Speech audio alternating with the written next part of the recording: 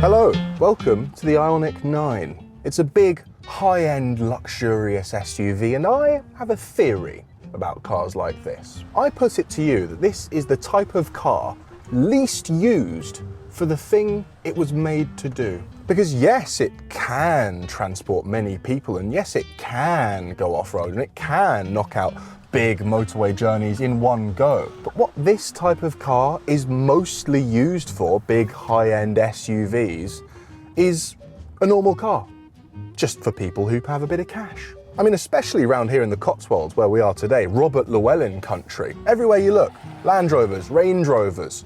When was the last time any of these saw an honest bit of farm work? Not recently, let me tell you.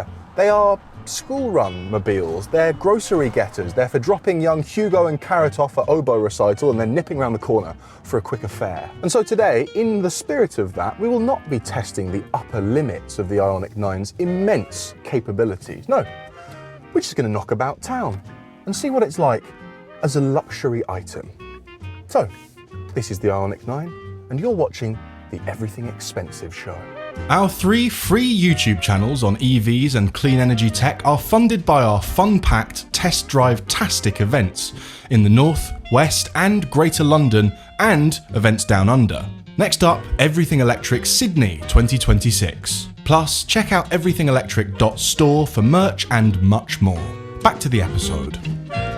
Now, I should clarify that I am kind of, sort of, not really joking with what I said in that intro. I'm sure it goes without saying that lots of people will be attracted to this car because they genuinely have lots of children and need the extra space, or they genuinely often do long distance driving, and for them the enormous 110 kilowatt hour big battery that this thing is offered with will be very attractive. I'm sure that all of that will be especially true in North America, where I feel long distance driving is a little bit more common, as potentially is having more children.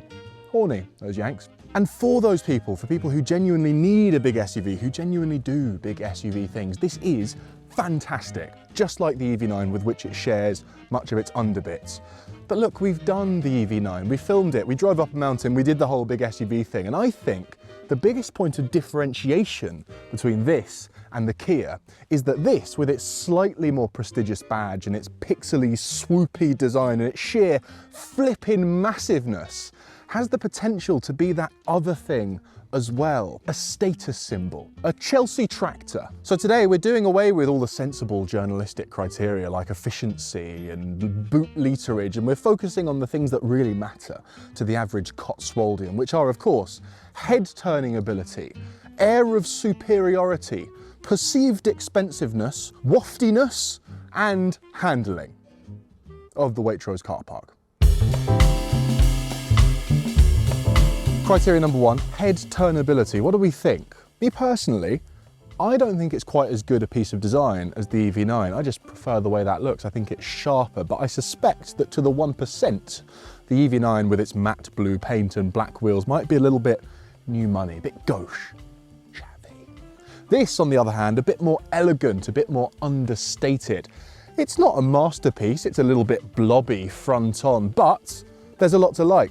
On previous Ioniq cars, 5 and 6, this pixely design language has been expressed in a very bold and retro-futuristic way, but here it's cleaner, it's sleeker, and I think it works for the most part. Really nice from the side, love this rear haunch, love the clean brake at the rear, which is also very good for efficiency, not that we're talking about anything as uncivilized as that today. These are good as well. Look at these multi-spoke wheels you get on this top-spec calligraphy model. Not too big, I like that.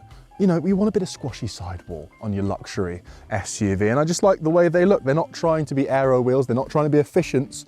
They look like they could be off an old 70s Jag. Good Lord, I say small, those are 21s, I've just realised. 21s? Look at the way this car makes 21-inch wheels, look, they look like bottle caps. This is a big car, I may have mentioned that. 506 centimetres, longer and taller than an EV9, longer than a Range Rover, one of the biggest cars that you can buy. I've got to say, I've not driven much in the last couple of years that has turned as many heads as this has. I'm sure it's partly because it's brand new. People may not have seen one before, but I think it's mostly because it's massive and it's got massive presence and it's painted a fantastic colour. So what about waftiness? Just how luxuriously can this thing move along the road? Well, this is where electric vehicles come into their own, isn't it? Because there is nothing waftier than a big EV.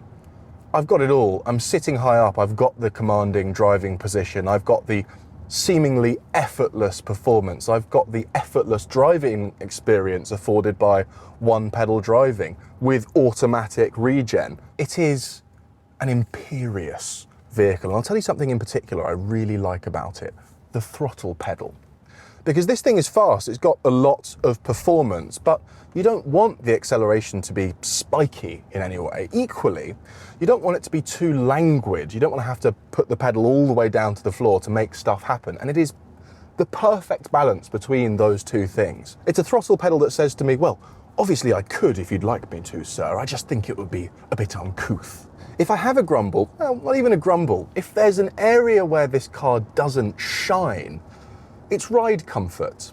It's fine, it's good, it's pleasant, but it's not exquisite, it's not spellbinding. If you've spent time in Range Rovers or Bentleys or Porsche SUVs with the optional air suspension, it ain't that. And granted, this is a much less expensive car than all of the ones I just mentioned, but that brings me to a slightly controversial opinion I have about the Ioniq 9. I think it should be a bit more expensive because it starts at 65 grand. It's the exact same price as the Kia EV9. What's the point of that? EV9, you knocked out the park, lads. Hyundai Group, great job, smashed it. Why give it a direct rival? Why not say, well, let's go after the next price point up now, take them to the cleaners as well? Because there still isn't an electric Range Rover. We're still waiting. It's there for the taking. People who want a really high-end, big, luxurious electric car, not much for them yet. And I just think if this thing had a starting price of 80 grand instead of being 80 grand fully loaded, that would have given Hyundai a bit more room to really make this properly special. Give it some really high-end suspension, for example. There you go, it's not expensive enough. 65 grand, chump change. Just another down-to-earth, relatable car review with man of the people, Jack Scarlett. Right, moving on to perceived expensiveness. This is very important. How nice does stuff feel to touch? That's very important in a high-end luxury SUV. If you're going to tease people out of Range Rovers, G-Wagons, into this, it needs to feel good. So, good stuff, the seats are so good. They're so nice and plush, and they've got all sorts of lovely tricks. They're called relaxation seats. They have a relaxation mode. If I push a button down here, it basically reclines into a deck chair, not to be used while driving. Trust me, I've tried. It's for while you sit and charge. That's a bit of a gimmick. But what is not a gimmick is the occasional pleasant surprise of a massage on a long drive. You can turn it off, but I quite like it. If you've been driving for X amount of time and the car thinks, ooh, sir's looking a bit fatigued, it just starts kneading your lumbar. Oh, that's a bit nice. This is good as well. If I knock it into sport mode, which I would literally never do if I owned this car, what's the point of that? But if you do, you can feel the bolsters squeeze your sides, hug you into place so that you're ready for some spirited driving. That's good. A few little fun things as well.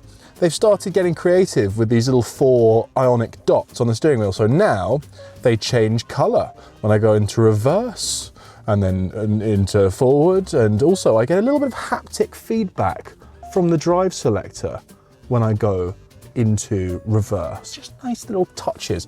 Here's another nice little touch. I really like the noise it makes when you turn it off and on. Listen to this. It's like a sort of hi-fi system powering down. Nice little touches.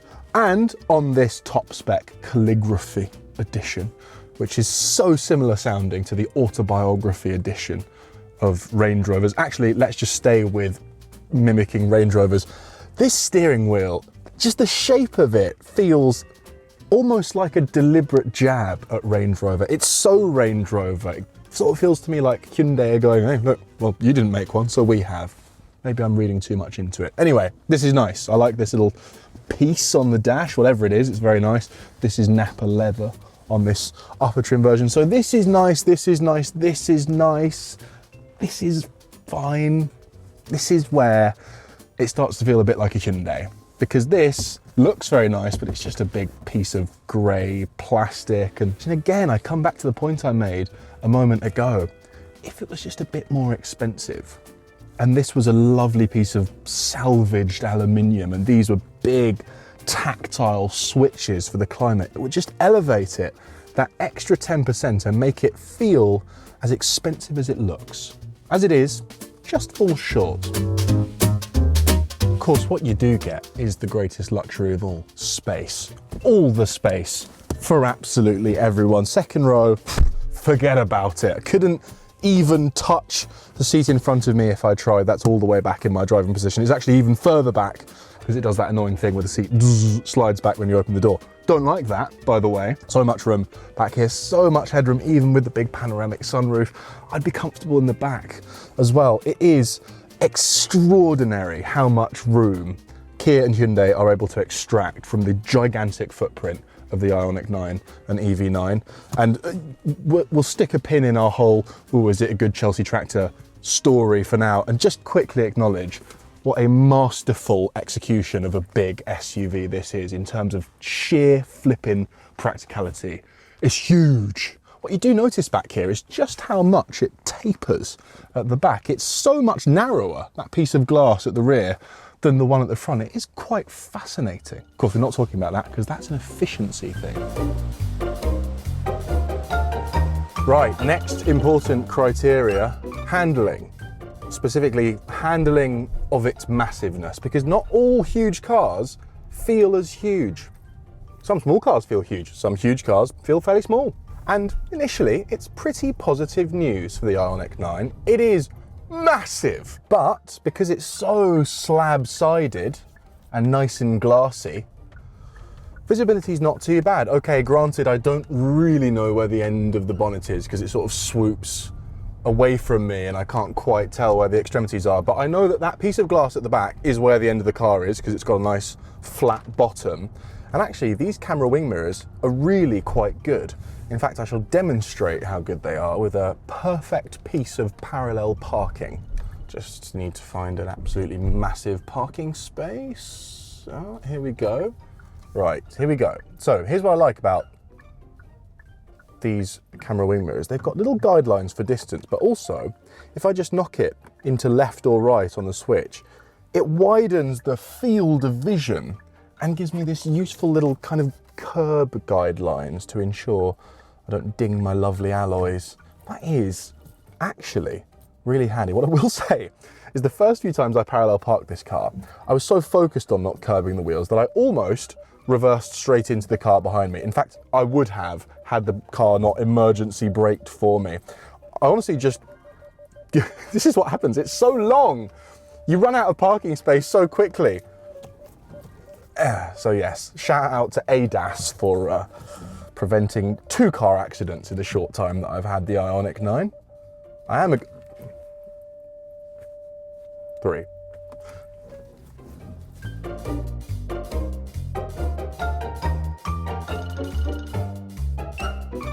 Right.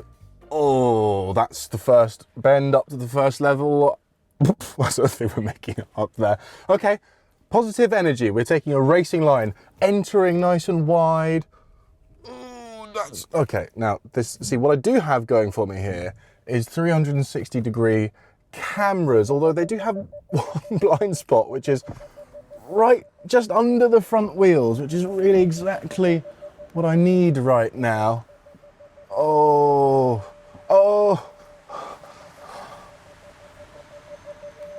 it's so large. I hear squeeching. Okay, we're through the first bend.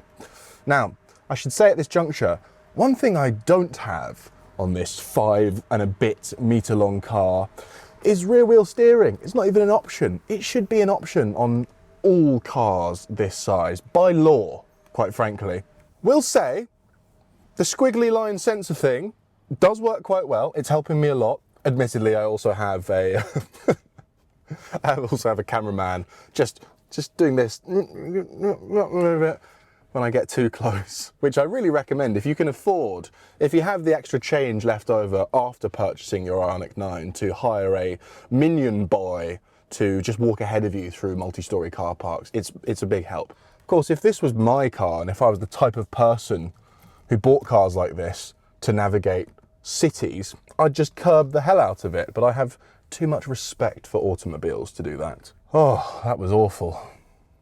However much air of superiority and luxuriousness you gain by dailying a massive car, all of it evaporates the second you have to do normal sized car stuff like a multi-storey car park.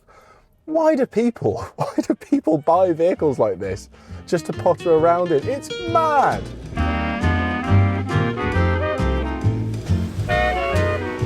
Oh God, that was harrowing. Let me just pop my massage on, have a nice little, oh yeah, let's get the stress out of that lumbar. Oh, it's all a distant memory all of a sudden. Now that brings us to the final and most important criteria for a Chelsea tractor, air of superiority.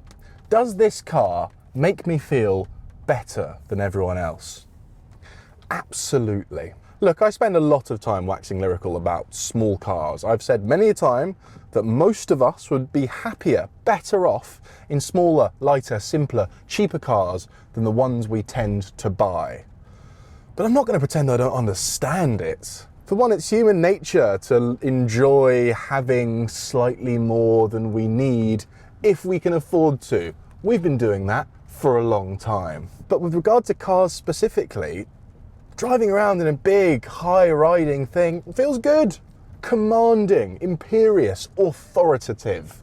I feel like I'm in charge of the road. I feel like if I crash into cameraman Louis up ahead, I'm going to win that crash because I'm bigger. I'll tell you who absolutely loves a massive car is Imogen Green Queen Bogle, because for her it's like a little holiday from being small. I can be as idealistic as I want about the fact that we'd all be better off in tiny micro cars around town, but people aren't going to change their buying habits anytime soon. There will continue to be a huge appetite for really big high-end SUVs like this, and this is a very good one. With my sensible journalist hat on, it pretty much nails the brief, just like the EV9. It's immensely spacious inside. It's formidably capable at long distance drive. It's got huge range. It's pretty efficient for its size. It looks the business. But there is an element of seriousness to this silly little Chelsea tractor narrative that I've been doing today. I do honestly feel like it's just a bit of a missed opportunity, this car, because it is so close to being a properly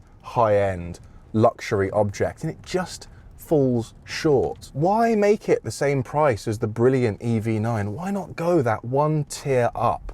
Allow yourselves a little bit more breathing room to really show what you're capable of with suspension engineering. Give yourself that little bit of extra change to furnish the dash with slightly more premium feeling materials. Replace these haptics down here with lovely heavy tactile buttons. It's only that far away from being a proper Range Rover rival. Maybe Hyundai just thought to themselves, we cannot make a car that costs more than £80,000. We're Hyundai. But I think they can. I think the brand's perception has been so raised in recent years thanks to cars like Ioniq 5, Ioniq 6, Santa Fe, that big hybrid that you see everywhere now, that they've earned the right to go a bit more upmarket if they want to. My suspicion is what Hyundai has done here is deliberately hold back that final 10% in anticipation of a full-sized Genesis electric SUV, which will surely follow this car. That's the one that's going to have the really, really wafty suspension and the really high-end premium interior. And I get it, they don't want to step on the toes of their own sub-brand, but it does just leave the Ioniq 9 slightly stuck in no man's land. It's a little bit fancier than the excellent EV9, but not so much fancier that it can really go toe-to-toe with the Range Rovers of this world. In short, if you are looking for a fearsomely practical full-size electric SUV, this is great, as is the EV9, and you should pick the one that you like the looks of most. I just think it's a bit of a shame that there isn't more than that to split them. And if it sounds like I'm being super critical, I am, because these Korean cars are so flipping good these days that I have no choice but to be. So there we go, the Ioniq 9. A bit of a missed opportunity, but a supremely impressive car nonetheless. Do let me know what you think in the comments. Would you have one of these over an EV9? Would you have one over a Range Rover? do make sure to like and subscribe. And if you have been, thanks for watching.